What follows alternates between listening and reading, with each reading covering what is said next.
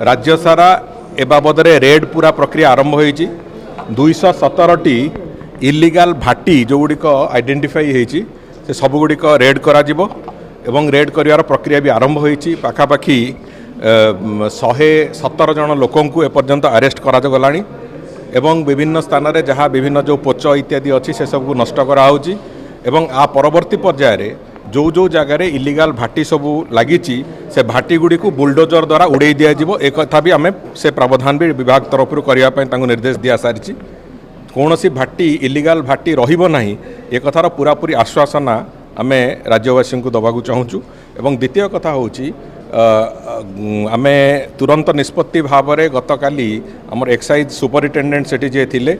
अवहेला कार्य अवहेला दृष्टिकोण से तुरंत बदली कर दिया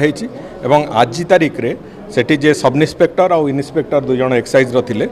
निलंबन करा एवं खूब शीघ्र ए बाबद में माननीय मुख्यमंत्री भी निष्पत्ति नवाक जाऊँच जे आरडीसी स्तरीय एक तदंत खूब शीघ्र आज काली भितर इन्स्टिट्यूट करा जो जे तदंत करके 2 मास भितर तांकर रिपोर्ट देवे एवं से रिपोर्ट आधार जहाँ जहाँ से कार्यानुष्ठान आमको से रेकमेंड करेंगे से कार्यानुष्ठान भी करा कौन सी मते